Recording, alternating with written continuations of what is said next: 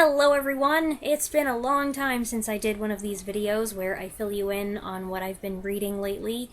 From my point of view, it's been great! I have been reading like gangbusters, tearing through books from my collection and from the library, doing a pretty good job of sticking with my goal of reading for an hour a day at least. And I've just been reading whatever I want without spending time in the back of my mind trying to figure out what I'll say about it and when I should make the cutoff to do one of these videos and how it'll fit with all the other books that I've been reading and are people going to be interested and what are people going to say? So deciding to stop doing these videos, or at least to stop doing them on such a regular basis, has been freeing. I've loved it. However, I do know that some of you like these videos and look forward to them and always hope to maybe pick up a recommendation or two, and I am very appreciative of that, and I don't want to disappoint you. And you have been waiting long enough. So here are the books that I've read in the last few months, in the order I read them. The Taking of Pelham 123 by John Godey. I love the 1974 movie. I did not love the book. I didn't even like it. It's the same story, and it's a gripping plot, and Godey's writing is pungent, but the bulk of the content was distasteful to me. It's got lots of racial slurs and explicit sexual references and situations and things. Lots of swearing. It's very 70s. I've got a threshold for that kind of thing, and this went over it. Also, some of the subplots were surprisingly bland. So my advice is to skip the book, just watch the movie instead. The 1974 movie is great. The Daughter of Time by Josephine, a dizzying, mind-blowing, fascinating read that challenges everything I thought I knew about Richard III and the murder of the princes in the Tower. Admittedly, that's not much, since, like most people I imagine, most of my knowledge comes from Shakespeare's play. But this, wow, this was an impeccably detailed deconstruction of biased historical accounts to figure out what the truth really is. What's funny is that it should be a boring book because nothing happens. This Scotland Yard detective gets injured and he's laid up in the hospital. He can't do anything but read, and he ends up launching this amateur investigation into one of England's biggest mysteries, aided by a new, enthusiastic American acquaintance. It should have been hard to get through, and I'm sure many of you listening to this description are like, ugh, that sounds awful. But I was riveted. It was so captivating. I just wish I could remember it all. I remember where we ended up in the end, but the way they got there and all the little bits and pieces, I wish I could retain. Fortunately, my poor memory means I will probably be able to read this again someday and be blown away all over again. The Cater Street Hangman by Anne Perry. I acquired about half a dozen books from this Victorian mystery series about a Scotland Yard inspector, Thomas Pitt, and his wife Charlotte, but the first book in the series was not among them, and I wanted to read that first one where they meet and fall in love before I got into any of the others, so I got it out of the library. It's a rather dark narrative, as much about the toll these local murders take on the central family as it is about the mystery itself. Doubts are raised and people become suspicious of each other, but they want to hide those suspicions, yet in the process of asking questions, other secrets come to light. There is an aspect of romance, and that was nice, but it's subtler than I expected and kind of quick, but I liked the unusualness of it. The book was quite different from what I had anticipated, and the killer's reveal was a surprise. Stay tuned for more from this series. The Lost World by Sir Arthur Conan Doyle, the classic adventure novel about zany Professor Challenger's expedition to find a legendary place where prehistoric creatures are rumored to still exist. I've had this on my reading list for years, so I'm glad to say I finally got to it and I can cross it off. But unfortunately, I was underwhelmed, and even though it's only been a few months since I read it, it feels like ages. It has not stayed with me. It was okay. I didn't dislike it, but considering how famous it is and how much I thought I would enjoy it, because it's an adventure and it's humorous and it's got dinosaurs, I found it a little dull.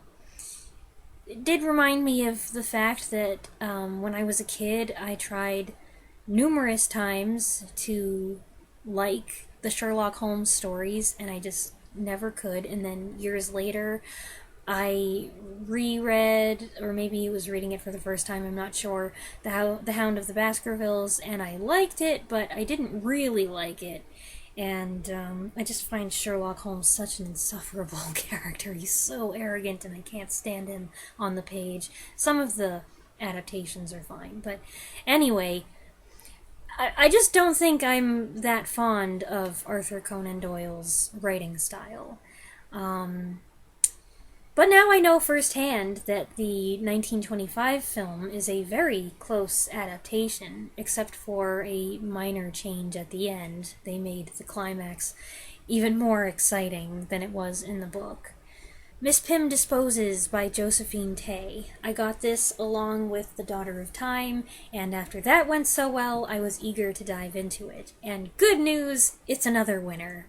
A woman who has published a best-selling book on psychology is invited to speak at a girls' physical training college, which is a thing I'd never heard of before. They beg her to extend her stay, and she gladly accepts, but as she gets to know the students and staff better, she starts to wonder if she understands people as well as she thought she did.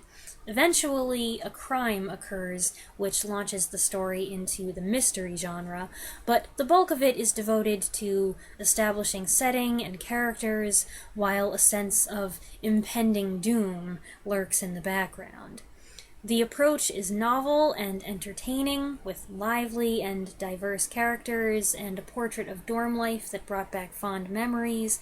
Tay also does a great job with the crisis of conscience. It's got a solid twist. Plus, I was tickled by a couple lines that connected this to The Daughter of Time, which brought things full circle. So I loved it. Now, after she was 2 for 2, I was all gung-ho to read more Josephine Tay, and since I had found out that The Daughter of Time was actually the 5th book in a series featuring Inspector Alan Grant, who just happens to have the same name as the protagonist of Jurassic Park, I decided, I'd like to read the whole series then, because, we're on a winning streak here. So I got that out of the library. I have it here in my library book bag. The Man in the Queue. Unfortunately, this did not do it for me. I bailed after 30 pages. And according to several honest fans on Goodreads, it's the worst of the series and not really enjoyable unless you've read the other, later, better books. I know that sounds like curious advice. Don't read the first one until after you've read all the other ones. But they would know, and I don't feel like pressing on with this. So I might try a different one instead, or I'll just be happy with the 2 awesome Josephine Tay books and leave it at that. It's always nice to go out on a high note. 84 Charing Cross Road by Helene Hanff, a collection of letters between a struggling American screenwriter and the staff of a little bookshop in London, to which she writes requesting books. Over time, despite their many cultural differences, bonds form between the correspondents. I absolutely loved this. It is delightful. I was already very familiar with the content because the film, starring Anne Bancroft and Anthony Hopkins, is one of my mom's favorites. But I had no idea I would love the book this much. It is so funny. The letters themselves are exploding with wit, and yet the story between the lines is heartwarming and bittersweet. I appreciate that the book, at least the older edition that I read, prints the letters in their original format with all of Hanff's typographical idiosyncrasies. Sometimes she just rushes in with no capitalization, no punctuation. She has typos and underlines things, and she's very feisty and erratic, and that is part of the fun, especially when then you see the letters from people on the other side of the pond, and they are very correct and formal. And I would also add that it's important to read the dates at the beginning of each letter so you are aware of just how much time is passing and how long the correspondence stretches on. Ugh, it was so good! Through Gates of Splendor by Elisabeth Elliot. This Christian nonfiction classic tells the story of the 5 missionaries, including her husband Jim, who ventured into the Ecuadorian jungle to share the gospel with a hostile tribe and were killed. I have been familiar with their story for years, but it was good to finally read the book and get more of the details. Elliot avoids making it a first-hand account, keeping the focus not on herself and the other wives, but on the 5 men and what drove them and the events as they happened. I was a bit surprised by the tone, which seemed almost impersonal and unemotional, especially considering this was published just months after her husband's death. But at the same time, I appreciate her lack of sensationalism and her choice to instead emphasize peace and faith in the will of God. It is a first book by a then inexperienced author, and when you compare it to the very important epilogues, which were written years later, you can see how her writing improved, and Elisabeth Elliot went on to be a very prolific author. But this was not intended to be a work of literature. It's an account, a compilation of reports. It's full of quotations, and it's got particularly lengthy excerpts from pilot Nate Saint's diary. So if I was a bit iffy on the book itself, I think that's okay, given that the purpose is not to tell a spellbinding story, not to be entertaining, but to recount this powerful and inspiring story of modern martyrdom, faith and complete obedience, love and forgiveness. Defying the Nazis, The Life of German Officer Wilm Hosenfeld by Hermann Vinke. This one's also nonfiction, a biography of Wilm Hosenfeld, the Wehrmacht officer, village schoolteacher by profession, who saved the life of pianist Władysław Szpilman, along with dozens of other Poles and Jews in Warsaw during the Nazi occupation of Poland. This is actually an edited and translated version of Vinke's much more comprehensive German-language biography, and it was published with the intent of reaching younger readers, but there is nothing juvenile or dumbed down about it. It's just condensed a bit with a glossary of terms, a character list, and a timeline in the back. Anyone familiar with the 2002 film The Pianist knows of Wilm Hosenfeld, though perhaps not by name. I always wanted to know more about who this man was, and when I read Spielman's biography a few years ago, I got some answers, but also more questions. So I was very excited when I found out that my library network had this book. It's an engrossing story with many photos and quotations from Hosenfeld's secret journals and private correspondence with his wife and family back home. And it provides an in-depth picture of the man as he really was. Compassionate, humane, courageous, a good educator, and a clever organizer. Now, the big question on your mind is going to be, was he a Nazi? He never bought into Nazism wholesale, but as a German who loved his country and served in World War I, he got caught up in Hitler's early promises of improvement and restoration.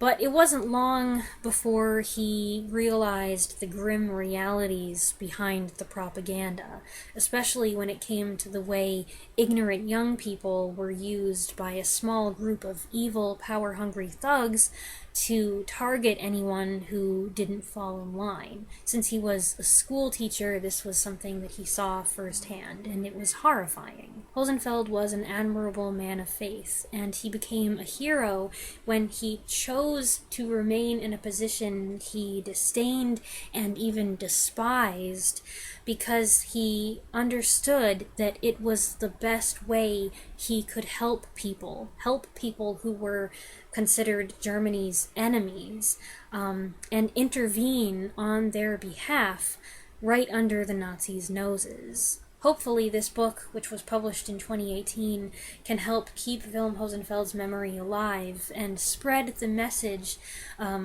displayed in the way he lived his life, staying true to his moral convictions both privately and professionally, no matter the cost. And in his case, the cost was great. Callander Square by Anne Perry. This is number 2 in the Inspector Pitt Victorian Mystery Series. Pitt and Charlotte are married now and expecting a child when he gets involved with a case of 2 dead babies found buried in the square of an uppity neighborhood. As with the first book, the investigation drags up all kinds of secrets and scandals, and I'm not sure if the mystery itself is the true object or it's a gateway through which Perry can explore Victorian views on class, marriage, sex, crime, etc. But it's interesting either way, and this one delves into the contrast between outspoken Charlotte and her more practical and kind of pragmatic younger sister Emily. The Rolling Stones by Robert A. Heinlein. This is a sci-fi book about teenage twin boys going on space adventures with their family. This was a viewer recommendation, and I really enjoyed it. I didn't know Heinlein could write such humorous dialogue, but the chaotic flow of conversation is lots of fun, as are the characters, the wisecracking, youthful grandmother, the father of only average intelligence who relishes his role of despotic captain, the mother/doctor who has endless wells of patience, and even the little brother who everyone refers to as a baby, but I have no idea how young he really is. It's charmingly quirky with diverting adventures and lots of witty repartee. Bunnicula by Deborah and James Howe. I have fond memories of reading this and a few of the sequels in elementary school, and this summer I was inspired to revisit them. And it turns out they're even more fun than I remembered. The writing is entertaining, with some tongue-in-cheek lines for older readers. The drawings have a distinct, rough style, and the 3 main characters are great. You've got Harold, the stalwart, patient, wise but not always smart dog, Chester, the too clever for his own good, kind of crazy cat who reads too much, and Bunnicula, the sweet little bunny who may or may not be a vampire. On top of all that, I was touched to learn that Deborah and James Howe were a married couple who wrote Bunnicula while she was undergoing cancer treatments. Working on the book together gave them a pleasant distraction, and after she tragically succumbed to her illness, James carried on with the series in her memory. More Bunnicula in a bit, but first, Mrs. Mike by Benedict and Nancy Freedman. This is another book written by a married couple. At the turn of the century, an Irish girl from Boston travels to Canada to visit her uncle and improve her health. While she's there, she falls in love with a Mountie who whisks her away to the North Country, where life can be almost unbearably hard. The winters are harsh, medicine is scarce, run-ins with wolves and grizzly bears can be fatal, and there's a whole bunch of other stuff that can kill you.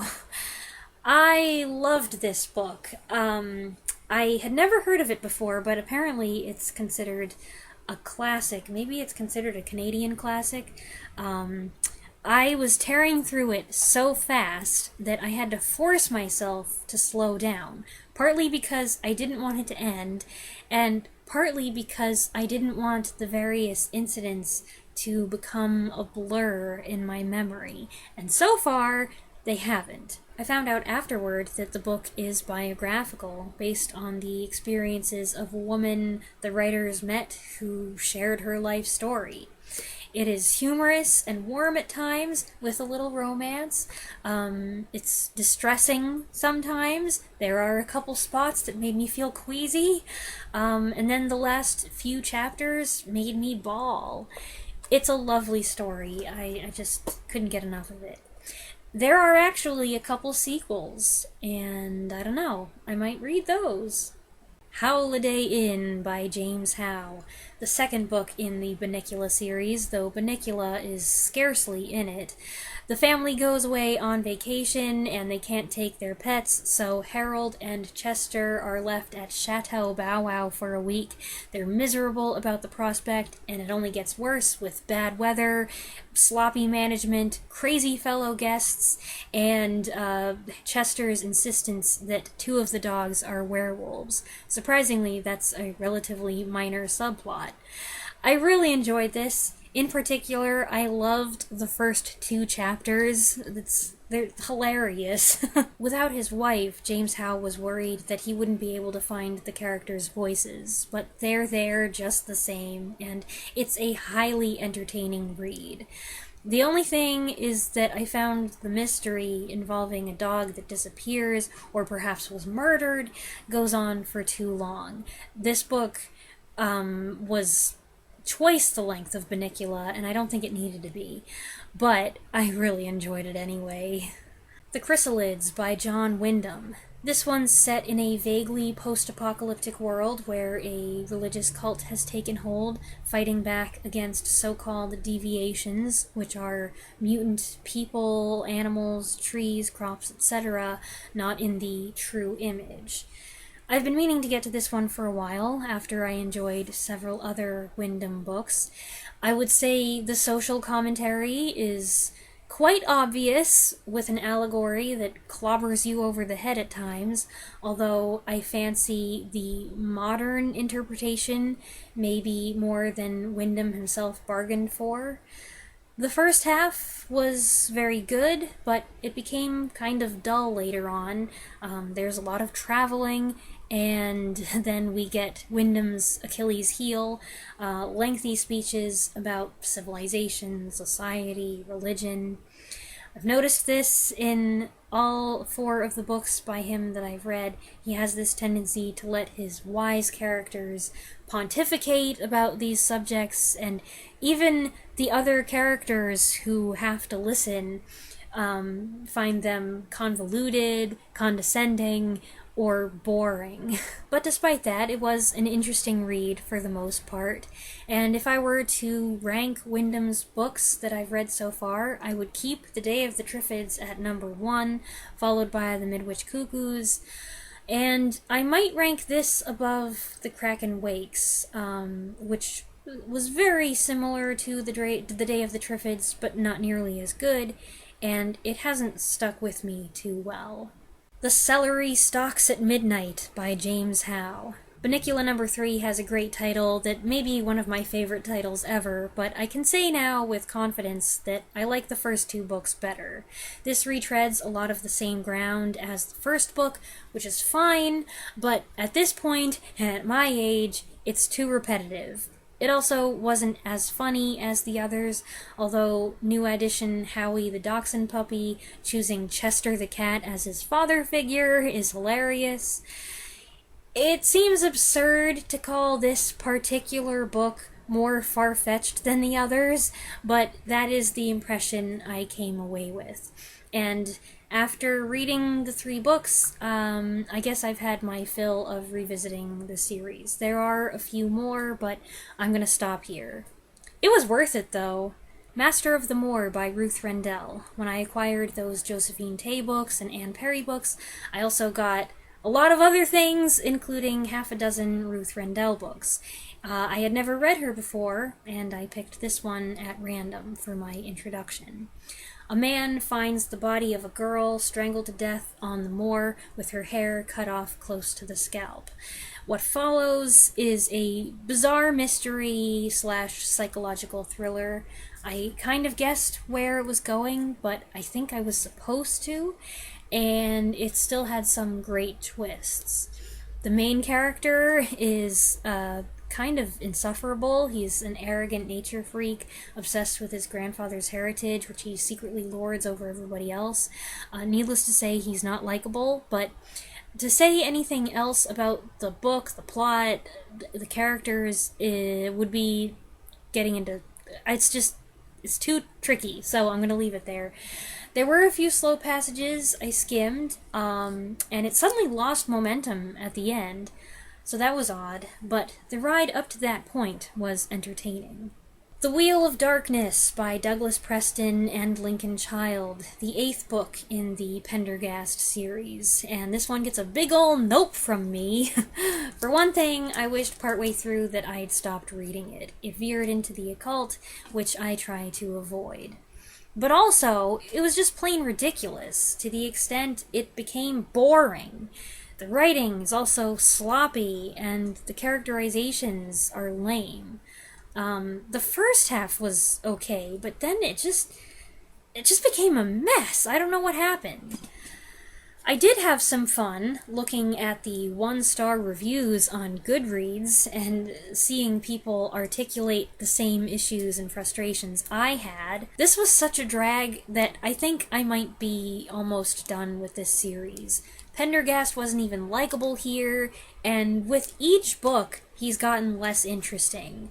And I'm tired of his ward, Constance Green, and her strangeness, and I didn't like the Diogenes trilogy and how it delved into his weird personal life, and I just don't care about all of that stuff. It gets weirder the more lore they dump in, and I like the character Mysterious. He was so refreshing in Relic. He's cool, he's smart, he's hot. I mean, in my imagination he's hot. He's sophisticated, but he's still, like, a human being who can interact with people, which, you know, some heroes that have those other qualities aren't able to do. I loved him. And then they introduced Constance, and they introduced Diogenes, and this bizarro family history, and the series' appeal is just withering away.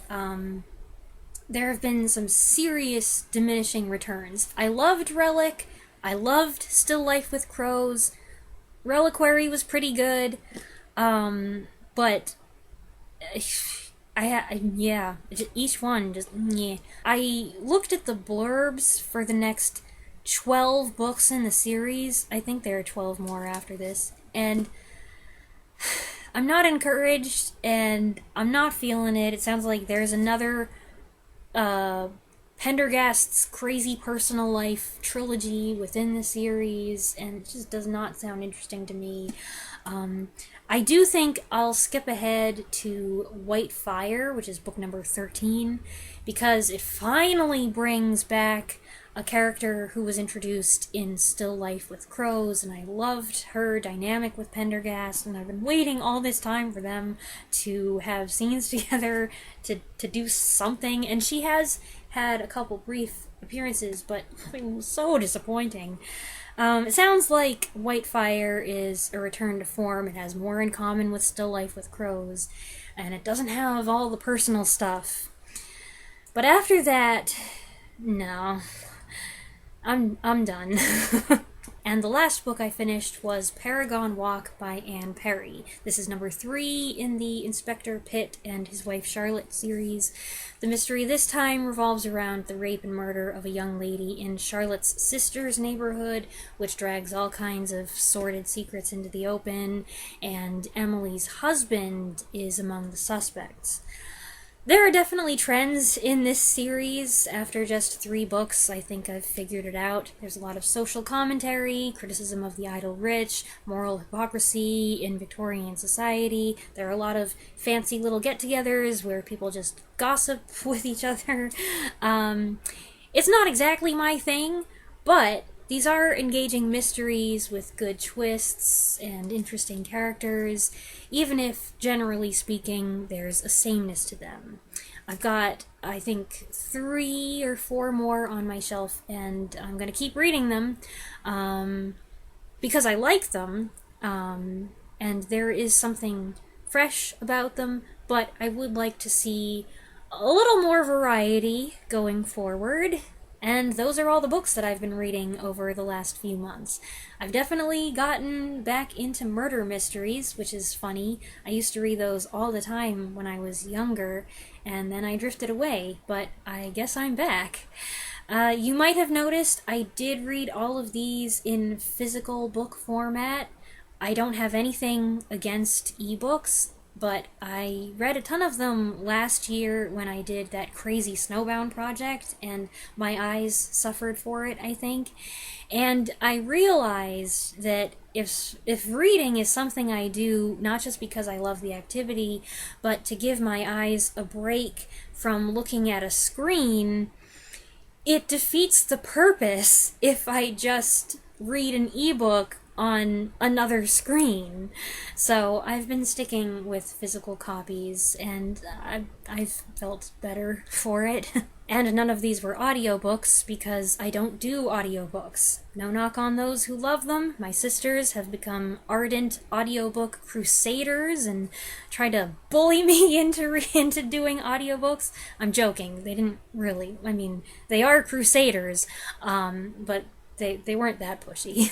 As I've explained before, audiobooks don't work for me. I want to hold the book in my hands, I want to feel the paper, see the text, linger on certain words if I want to, reread a paragraph if I want to, observe the grammar and sentence structure, hear the characters in my head in the voices that I want to give them. That sounds weird, but I think you know what I mean. You don't get any of that from an audiobook.